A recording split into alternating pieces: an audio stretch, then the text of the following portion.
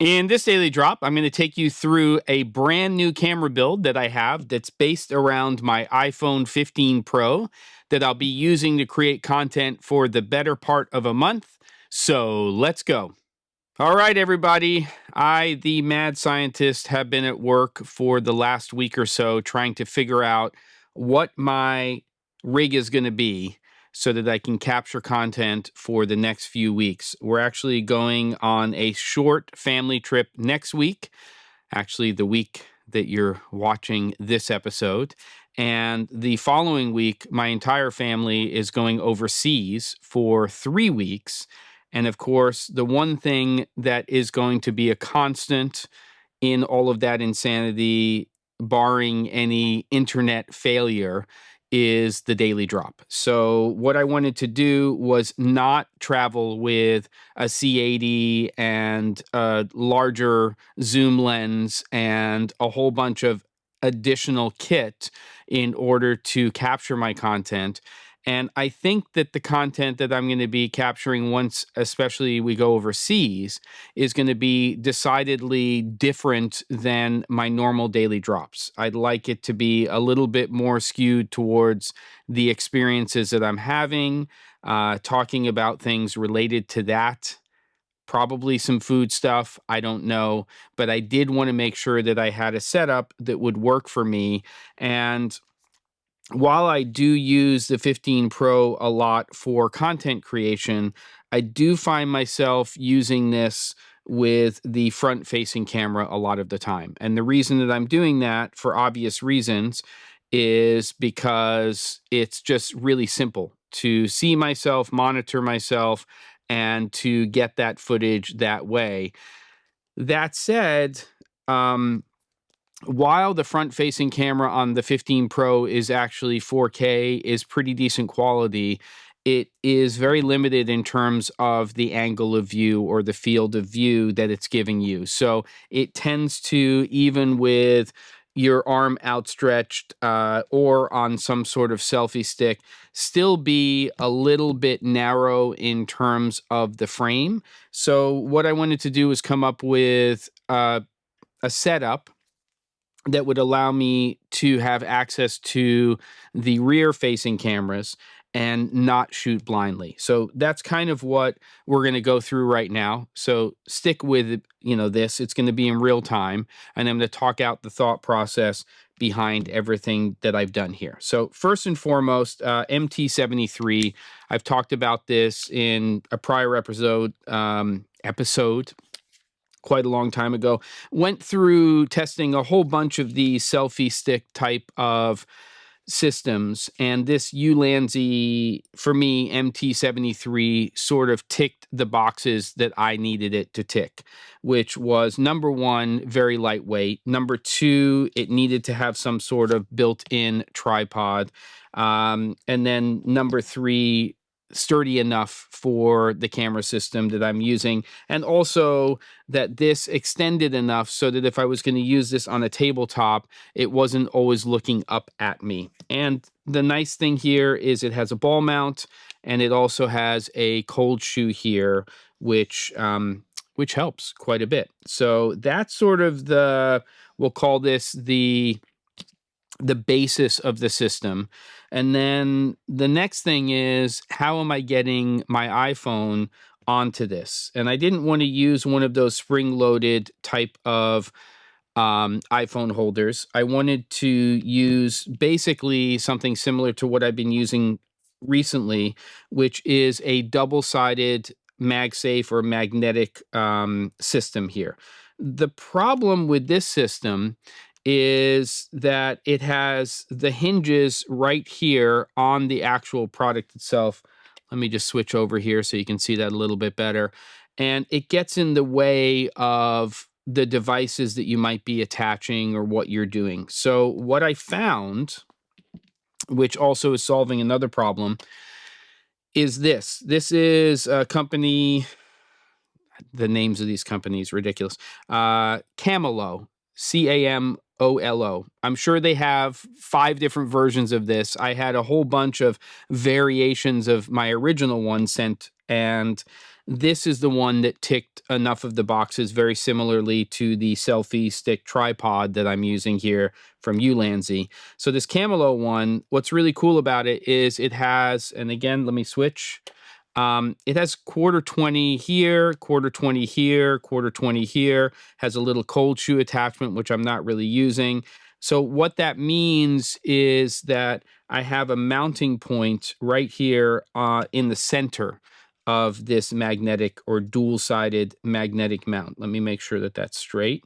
I can always tweak that later. I just want to tighten that down. And then I have basically two different places that I can attach. Actually, I know I have to rotate this because there's one side that's magnetic and then the other side is not. So you just have to set it up based on your configuration. So these things aren't expensive. I'm just going to go ahead and rethread this while I'm talking. But this is sort of, again, key to the castle. If I didn't have this with this particular setup, it would be very difficult to do what I'm going to be doing. So that's tightened down now. And just to give you an idea, my phone is going to go here, rear facing cameras facing me. And then we, of course, have that problem, which is that you cannot see the screen. So you have no reference point if I'm taking this and I am using that to film myself. So how do we solve that problem? What I did is I did a lot of research. I had a few different little small iPhone-based or smartphone-based monitors show up. I wasn't really interested in the wireless solutions. There's a new one from SmallRig. There's some other companies that do wireless ones. I wanted a wired solution for this setup. I prefer wired in this type of situation. It's more reliable. I feel like that direct connection. So what I found was a monitor from a company, they call it a vlog monitor, called Omnimaster. I will put, of course, links to everything in the description. And this has a couple of cool features, and one which it's not supposed to support, but in actuality, based on this setup, it does. So this is a MagSafe monitor, so you can just attach it to the other part of this two magnet mount, I guess is a good way to put it. And then you have to hook it up to your phone. And as I said, I'm going to use wired. I bought this here. Make sure that when you're buying a USB-C cable to support video, that it supports video. This one does. If you just get a data cable or any USB-C cable, you're not going to pass that data over to an external monitor, right? So I'm just going to go ahead and put this onto and into this little, sorry, I'm going to flip it around here the way I would normally have it behind. And I'm going to plug that into one of the two USB-C ports on here. These USB-C ports will support charging and also data, meaning this video signal. So there's two of them. I'm just using one for this setup. This monitor lasts for approximately 2 hours on a full charge. That's going to be plenty for me for what I'm doing. And that's the video component. You can see that we're mirroring what's on here. It's filling up the whole screen. There are some different buttons on the side. One of them changes the brightness of the monitor. So when you're outside, you can make it brighter. And then one is basically a flip. And then the other one is the other rotation. So you can basically get the orientation to where you want it. Very simple, very effective. It works. I'm happy with it. Also, that brightness button is the power button. But when you plug a cable in, it automatically recognizes it. I have found every once in a while that the image is smaller. All you have to do is unplug the cable, reseat it, and it seems to solve that problem. So that's how we're getting an image here. The next thing we're going to talk about is how we control the phone itself, which is one of the main reasons I decided on this particular monitor. Let me switch to the other camera. And if we take a look here, I'm going to go into my settings, and under accessibility, if you scroll down to touch, there is something called AssistiveTouch, which I have on. And this allows, unbeknownst to me until now, to use the phone with devices that support this feature in order to effectively control your phone from an external device. I mean, it has other features as well that you can use on your screen, but effectively, what that means is once this is on, that I can do something like press record here. And yes, it takes some getting used to. I just pressed record. Let me actually go here so you can see that a little bit better. And here, there's this little dot that you can move around. And then when it's in the right place, it's allowing you to control things on your phone. Admittedly, it is a little clunky, but once you have it set up, especially for an application like this, and you have that little dot where I would want it, which is for the record button in the app, then I no longer have to reach around and try to figure out how to press record for the app that I'm using. And the app that I'm going to be using most of the time, because it seems to work with all of the orientations and the flipping and rotations, is the Final Cut camera app. It will work fine with the built-in camera app, but the reason that I like Final Cut Camera is that it has audio meters, it has a few more features.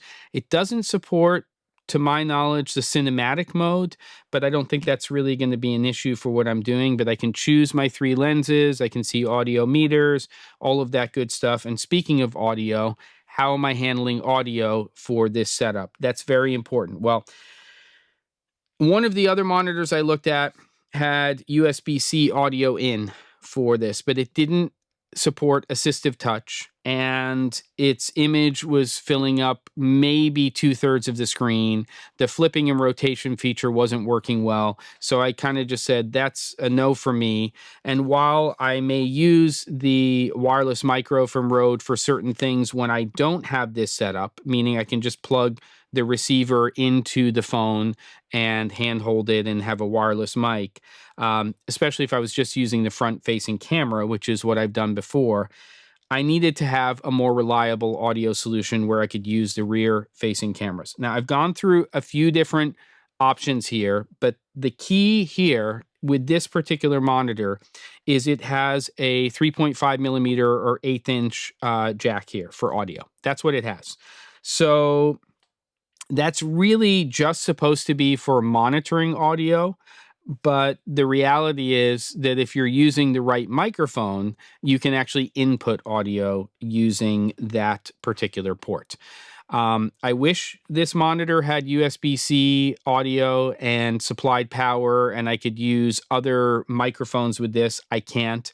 I did get the Sennheiser MKE 400 because I liked how small it was, but when I tested it, it was really, really noisy, and it just wasn't the right solution. I know that in a different type of setup where maybe there's a more direct connection to the camera, that I might get good results with it. But for this purpose and with the gain I had to apply, it was sort of a no-go for me. So what I am winding up with is a mic that I already own, which is the VideoMic NTG from Rode. And what's really cool about this particular microphone is it is a powered microphone. It is an internal battery, but it lasts for a very long time, so you just charge it up. But it has this dial here where you can go all the way from 1 to 15 in terms of recording level. I'm finding that I'm living somewhere at around 8 on this dial.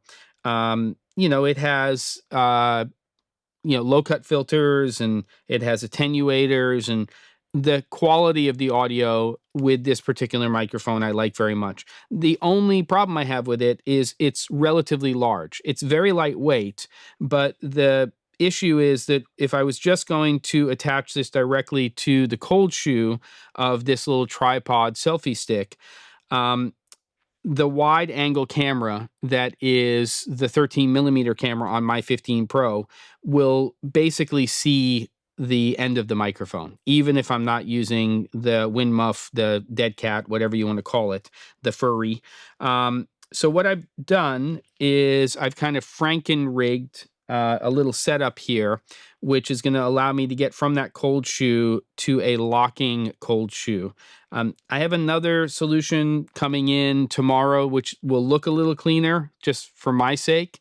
Maybe I'll embrace the two-tone version anyway, but you can see here that what I'm going to do is I'm going to attach and lock this down into the cold shoe attachment here. Let me just actually loosen this ball mount and tighten that down so that that's not going anywhere. What's nice about this also is it does rotate on the Ulanzi. And then basically I'm going to set it up so that I can attach my microphone to the other side. I've got this little cold shoe mount here. That's going to go into this little part right here. I think I'm trying to do this blindly, of course, which is never a good idea. You know what? I'm going to the wide camera. I'm going to see what I can do, or I'm going to see what I'm doing, and I'm going to attach that. Let me just loosen this. It's just tightened down a little bit too much. That goes on there. And this little SmallRig thing is great because it's a locking cold shoe mount.